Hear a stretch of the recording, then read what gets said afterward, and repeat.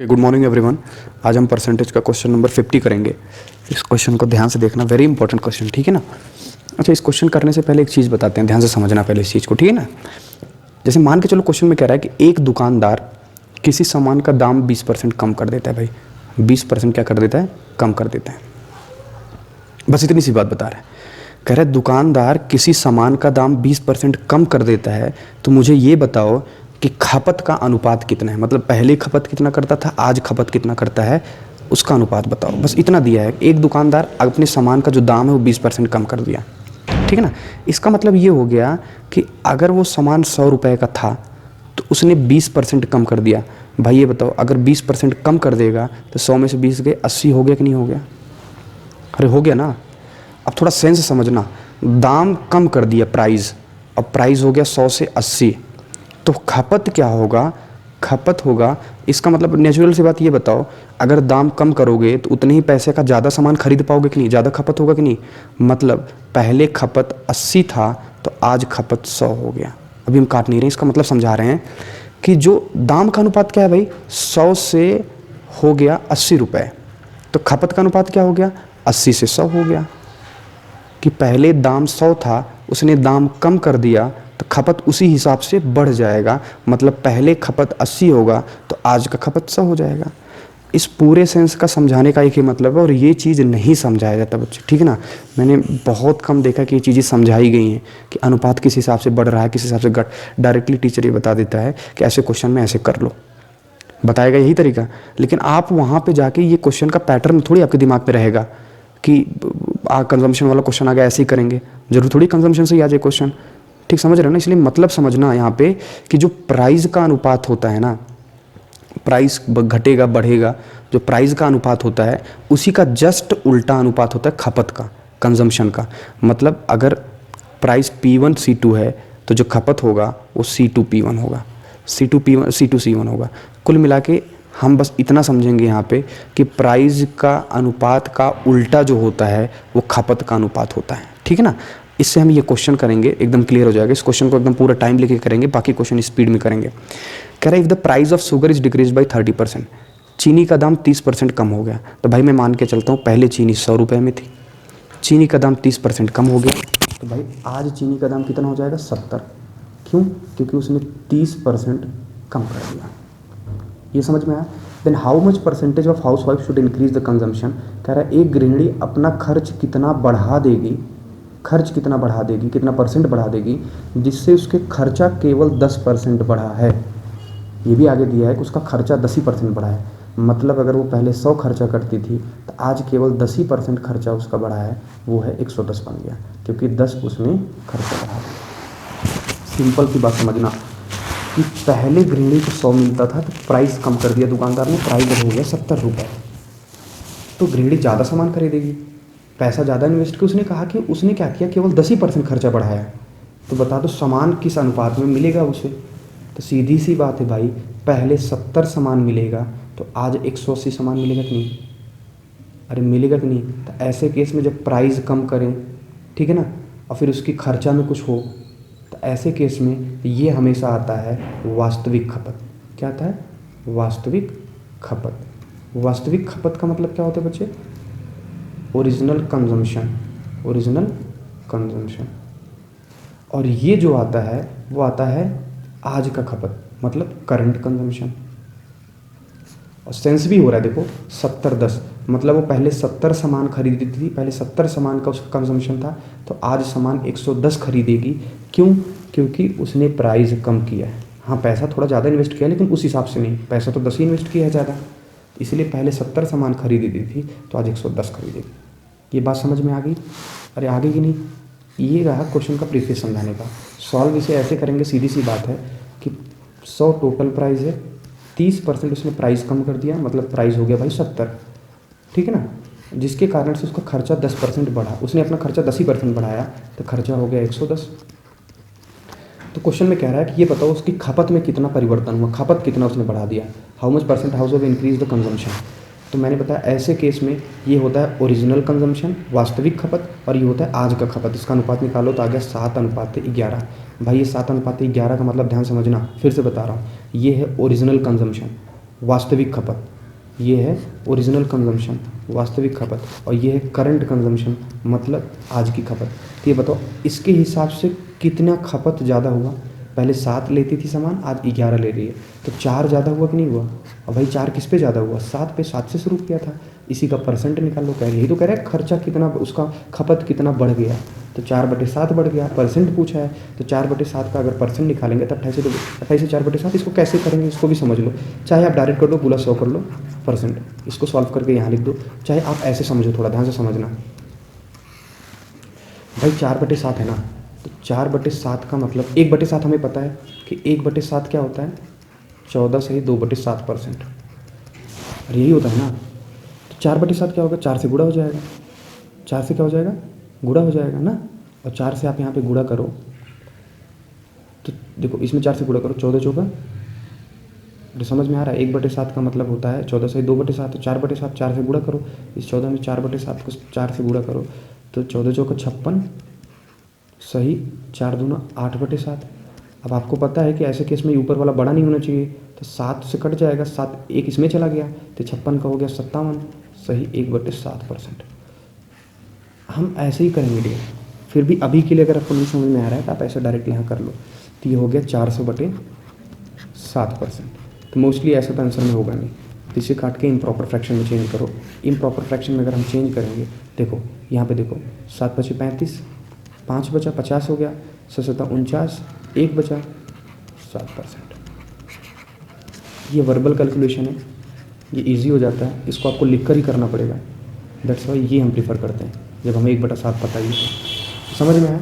तो ये पार्ट लिखने की ज़रूरत नहीं, ये सब लिखने की ज़रूरत नहीं, ये सारे क्वेश्चन यहीं पे सॉल्व होते हैं पेपर लाइन पे ही, ठीक है ना।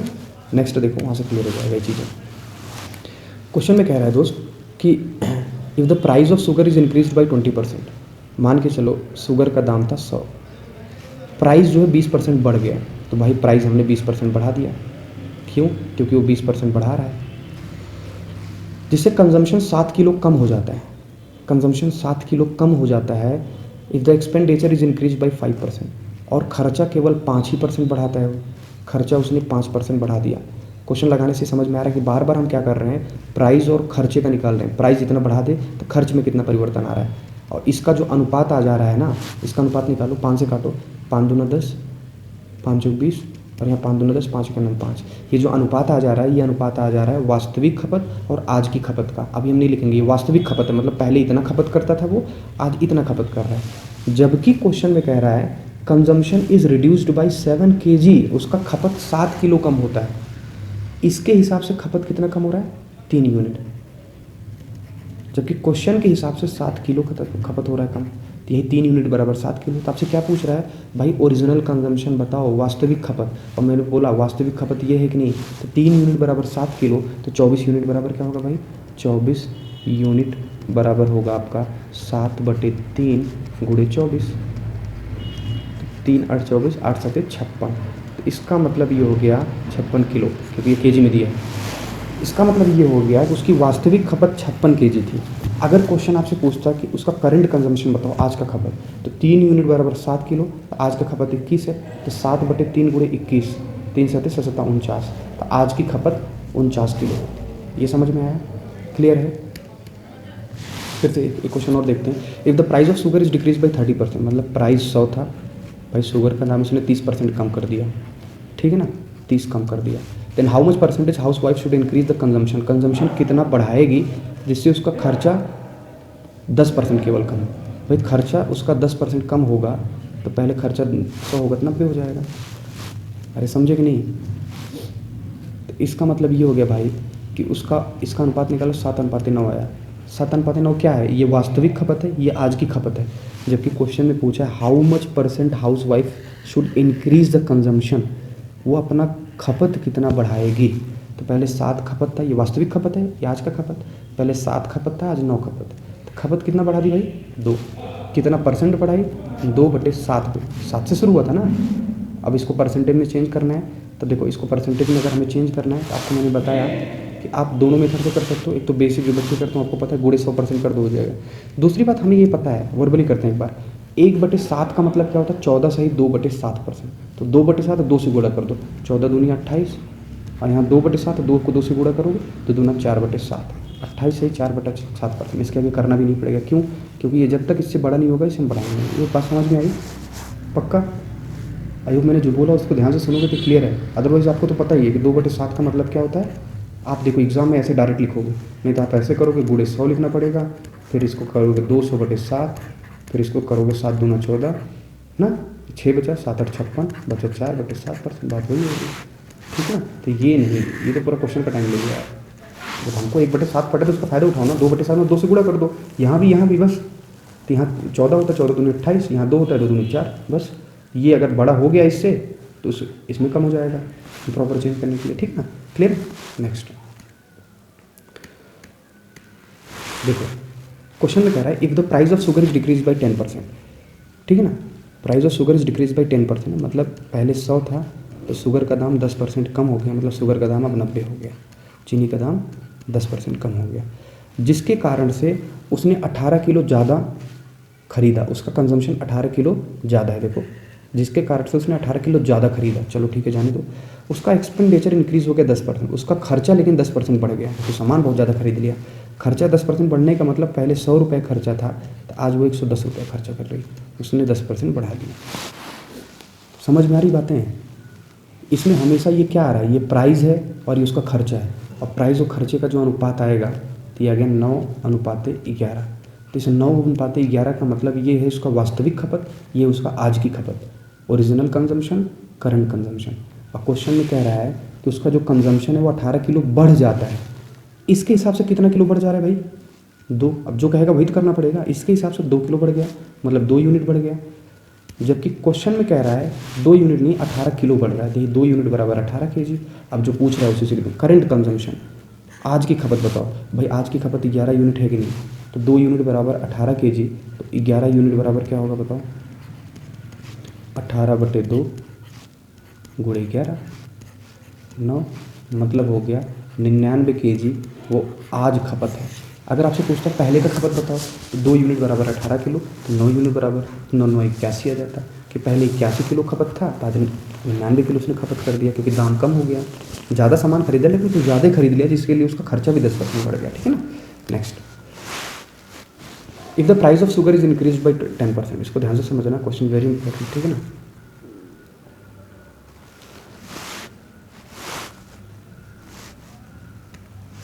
If the price of sugar is increased by 20%, sugar का दाम 100, प्राइस 20% बढ़ गया, जिसके कारण से वो इसको छोड़ो, लास्ट में पढ़ते हैं खर्चा कहाँ डूब। पहले प्राइस हो गया, तुरंत खर्चा देखो कहीं बढ़ घट रहा होगा। एक्सपेंडिचर विल इंक्रीज 10%, उसका खर्चा जो है 10% बढ़ गया। 10%, 100 से 10% बढ़ा दिया 110, क्योंकि 10 बढ़ गया। भाई इसका अनुपात निकालो, ये आ गया 12, ये आ गया इनके 11। ये क्या आया? ये वास्तविक खपत है, ये आज की खपत है। अब क्वेश्चन में देखो क्या दिया है जो इससे निकाल सकते हैं। कह रहा है ओरिजिनल कंजम्पशन इस 48 किलो। यहाँ से बच्चे गलत करते हैं कि बार बार प्रैक्टिस होती है, किसी में कम कर दो बराबर, इतना रटना नहीं।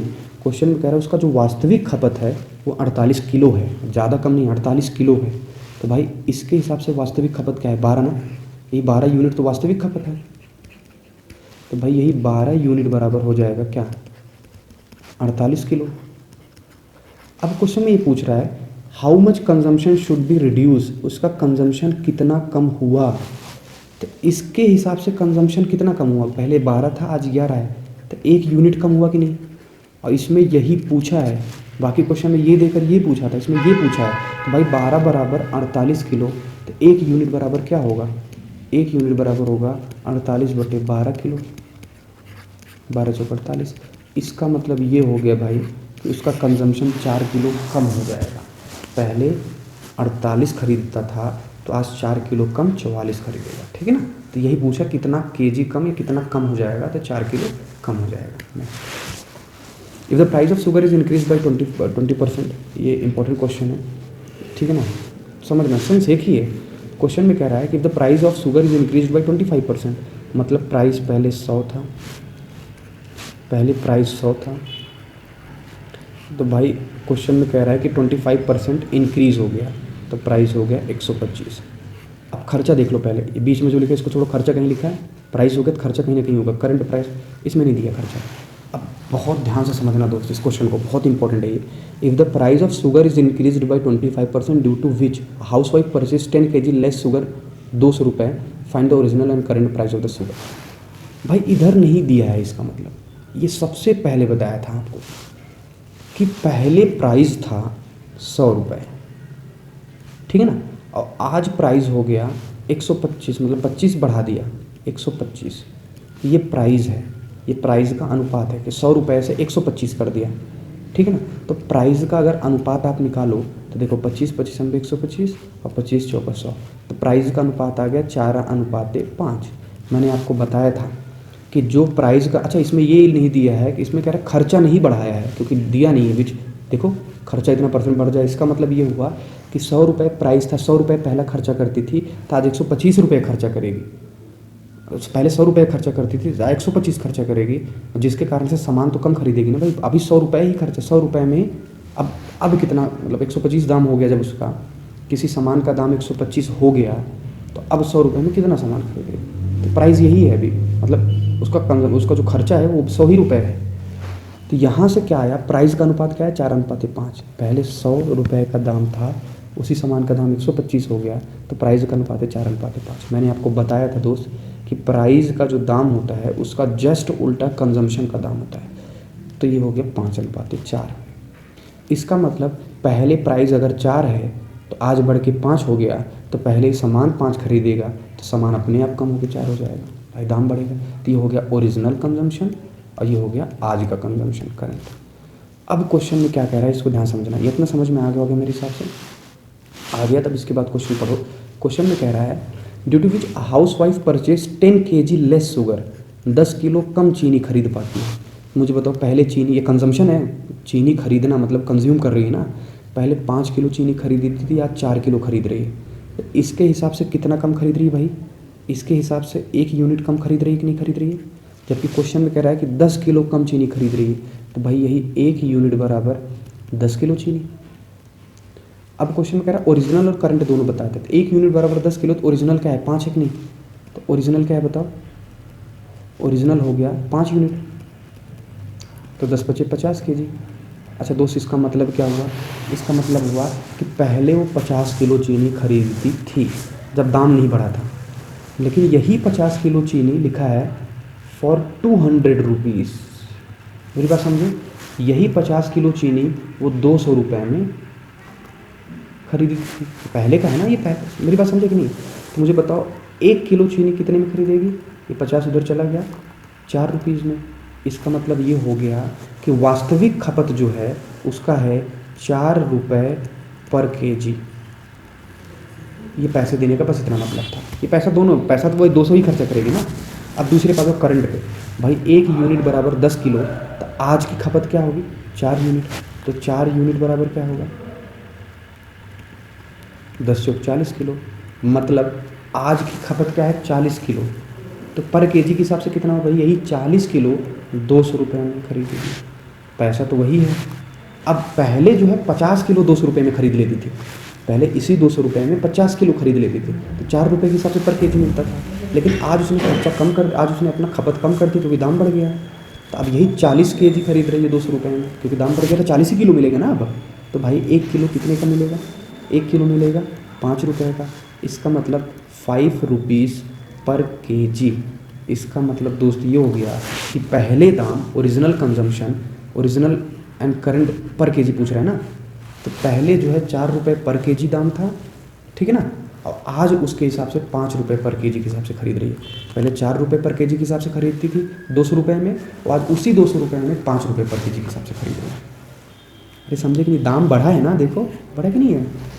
ये समझ में आया, ये 200 रुपये देने का मतलब ये 200 रुपये दोनों के लिए हो गया ना, क्योंकि पैसा तो कम ज़्यादा कर रही है, बस इतना बता रहा है कि अब पर केजी के हिसाब से कितना खरीद रही है। भाई पहले कितना खरीदती थी, तो पहले 4 रुपये पर केजी के हिसाब से खरीदती थी, या 5 रुपये। क्लियर है, कॉन्सेप्ट सेम है, लैंग्वेज बढ़ा दिया। हम हर तरह का क्वेश्चन इसलिए करा रहे हैं इसमें दोस्त कि आपको समझ में आए लॉजिक क्या है। मेरे हिसाब से समझ में आए, इस तरह का क्वेश्चन थोड़ा प्रैक्टिस कर लेना, लॉजिक पे जरूर जाना, क्योंकि ये सॉल्व तो कहीं भी ना लिखे यहीं पे हो जाएगा, लेकिन आप नहीं समझ पाओगे इस 200 का मतलब क्या है। लैंग्वेज समझने में टाइम लग जाएगा, इसलिए रीड करके अच्छे से समझो कि जो हम बोल रहे हैं वो लैंग्वेज इस पर सेट हो रहा है कि नहीं, वैलिड हो रहा है कि नहीं। नेक्स्ट क्वेश्चन है दोस्त, ये दूसरा टाइप हो गया। The numerator of fraction is increased by 200 and the denominator is decreased by. अच्छा, एक सिंपल सी बात मैं आपको बता देता हूँ, इसके पहले इसको थोड़ा ध्यान से समझ लेना। अभी अभी करके आए हो इसलिए ये आसान है। वो ये कि अगर मैं कह दूँ शुगर का या चीनी का दाम 20% बढ़ गया, भाई 20% का बढ़ गया का मतलब अगर हम ओरिजिनल 100 मानते थे, इससे 20% बढ़ गया मतलब 120 हो जाता था। इसी 100 में 20 जोड़ दे रहे हैं कि नहीं जोड़ दे रहे हैं भाई? अगर हम ओरिजिनल 100 मान रहे हैं तो डायरेक्ट 120 लिख दिया कि नहीं लिख दिया? अरे मेरी बात समझे? तो ये चीज़ हम यहाँ पे भी इम्प्लीमेंट कर सकते हैं। कैसे? देखो, क्वेश्चन में कह रहा है the numerator of fraction is increase by 200। किसी फ्रैक्शन में जो ऊपर वाला होता है ना उसको न्यूमरेटर बोलते हैं, और जो नीचे होता है उसको डिनोमिनेटर बोलते हैं। ठीक है ना? कह रहा है numerator of fraction is increase by 200%। Fraction का जो ऊपर वाला हिस्सा है वो 200% बढ़ा दिया गया। अच्छा, 200% बढ़ाने का मतलब अगर पहले 100 था तो उसमें 200 बढ़ा दिया गया। ये समझे कि नहीं समझे? हमने प्लस क्यों लिखा भाई? पहले शुगर का दाम 100 था, 25% बढ़ा दिया, मतलब 125 क्यों लिखते थे? इसे 100 में जोड़ के लिखते थे ना, तब पता चलता था रिजल्ट ये है। ऐसे यहाँ पे भी हम कर ले रहे हैं कि पहले न्यूमरेटर का दाम अगर 100 था, न्यूमरेटर अगर 100 यूनिट था तो उस पर कह रहा है 200% बढ़ा दिया। And the denominator is increase by 350%। Denominator 350 बढ़ा दिया तो डिनोमिनेटर 350 बढ़ा दिया। ठीक है ना? जिसके कारण से फ्रैक्शन 5/12 हो जा रही है, जिसके कारण से ये जो भिन्न है वो 5/12 हो जा रही है। इतना बढ़ाने के बाद भिन्न बराबर हो जा रही है 5/12 के। तो बताओ ओरिजिनल क्या है? ओरिजिनल फ्रैक्शन क्या है? वास्तविक इसका भिन्न क्या है? तो भाई इसे सॉल्व कर लो। ये हम जो लिख रहे हैं इतना आगे लिखेंगे नहीं। 200 + 100 कितना हो गया? 300। n गुणे 300 बटे d गुणे क्या 450 बराबर क्या 5/12। हमें n/d निकालना है, क्योंकि जो वास्तविक हमारा भिन्न है वो तो n/d है ना, न्यूमरेटर और डिनोमिनेटर। यहाँ देखो 0 से 0 कट गया। ठीक है ना? ये ऐसे काट दो, 5 × 36 हो गया। ठीक है ना? अब ये 3 से काट दो, 3 दूना 6 और 15 ये हो गया। फिर 3 से काट दो, 3 × 5 = 15, 3 × 12। तो बच्चे यहाँ 2 बचा, यहाँ 5 बचा। यहाँ लिख दे रहे हैं n/d। ऊपर क्या बचा? केवल 2। और नीचे क्या बचा? 5। और यहाँ क्या बचा? 1/4। अब 2 को उधर कर दो, 5 को उधर कर दो, तो यहाँ बचा n/d। अच्छा, ये तो ऊपर उधर जाएगा तो नीचे हो जाएगा, और ये 5 ऊपर उधर जाएगा, यहाँ ऊपर चला जाएगा नीचे है, तो 5 × 9 = 5 और 2 ऊपर है, नीचे 4 × 2 = 8। तो जो इसका ओरिजिनल भिन्न था वो 5/8 था। अगर 5 में से आप 200% बढ़ा दो और 8 में 350% कम कर दो तो 5/12 बन जाएगा। अब हम डायरेक्ट करेंगे ऐसे क्वेश्चन जैसे ये लिखा है। समझना ध्यान से। हमने क्यू प्लस के फ्रैक्शन में समझ में आ गया होगा, बस उतनी जरूरी है। कह रहा है एक भिन्न है, मान के चलो भिन्न भाई n/d है, न्यूमरेटर और डिनोमिनेटर, अंश बटे हर। क्वेश्चन में कह रहा है कि अंश में 220% बढ़ा दिया गया, तो 220% बढ़ाने का ना 100 + 220 हो गया 320। हम डायरेक्ट लिख सकते हैं कि नहीं लिख सकते? परसेंटेज लिखो या ना लिखो कोई दिक्कत नहीं, क्योंकि परसेंटेज ऊपर नीचे कट ही जाता है। लिखना चाहो तो लिख लो, कोई बात नहीं। And the denominator is increased by 150%, और उसका जो हर है वो 150% बढ़ा दिया गया। 150% बढ़ाने का मतलब 150 में 100 जोड़ दो, 100 ज़्यादा लिख दो, 250। ये हो गया 250%, जिसके कारण से जो नया भिन्न बनता है, रिजल्टेंट फ्रैक्शन बनता है, नया भिन्न बनता है वो 4/5 बन जाता है। तो बताओ वास्तविक भिन्न क्या था? n/d निकालना। तो परसेंट से परसेंट कट गया, इसीलिए नहीं कर रहे थे। ठीक है ना? ये 250 है, 256 नहीं बोल रहे, तो 150 में से 100 जोड़ोगे 250 है, 0 से 0 कट गया। ठीक है ना? ये देखो 4 8 से 4 8 32 और 5 25। तो भाई कुल मिला के आया n गुणे 8 बटे d गुणे 5 बराबर 1/1। ऊपर नीचे दोनों 1 हो गया ना। तो n/d निकालना है हमें। n/d अगर d हमें निकालना है तो यहाँ पे ध्यान से समझ लो, क्लियर हो गया है कि n/d बराबर हो गया कि 8 उधर जाएगा तो ऊपर से नीचे हो जाएगा, और ये नीचे से ऊपर हो जाएगा 5 × 9 = 5। इसका भिन्न था 5/8। 5 में 220% बढ़ा दो, 8 में 150% कम कर दो तो भिन्न 4/5 आएगा। उल्टा करके देख सकते हो आप। ठीक है ना? आई होप ये क्लियर है, किसी को कोई डाउट नहीं। अगर यहाँ तक कोई डाउट है बताओ। देखो हमने जो बताया ना, इसमें ये पार्ट बहुत इंपॉर्टेंट है, प्राइस वाले शुगर वाले, और ये आता है, ये दोनों सेक्शन बहुत इंपॉर्टेंट था। और सबसे बड़ी बात ये है कि इन दोनों सेक्शन में हमें कहीं लिखना नहीं पड़ेगा। जैसे मान के चलो अगर हम ये क्वेश्चन करते हैं, हमें इसमें लिखना पड़ेगा। आप खुद बताओ, शुगर का दाम कह रहा है इंक्रीज बाई 20%। भाई शुगर का दाम 20% बढ़ गया तो 100 से 120 हो गया। कंजम्पशन जो उससे छोड़ो 10%, 110, 120 10 तो 12 11 तो 12 48 है, तो 12 4 और 4। अब मेरे हिसाब से 10 का एक पॉइंट यूज़ नहीं करना पड़ेगा, ना इनमें और इनमें तो बिल्कुल भी नहीं। तो जितना हम लिखा रहे हैं केवल समझाने के लिए, आपको लॉजिक पता हो कि क्वेश्चन इम्प्लीमेंटेशन होना कहाँ है इसका, ऐसा नहीं कि बस आप टाइप याद कर लो, टाइप याद करके तो नहीं कर सकते मैथ्स बच्चे कभी। अब जैसे मैंने इसमें शुगर का दाम दिया तो इसमें कुछ और दाम दे सकते हैं।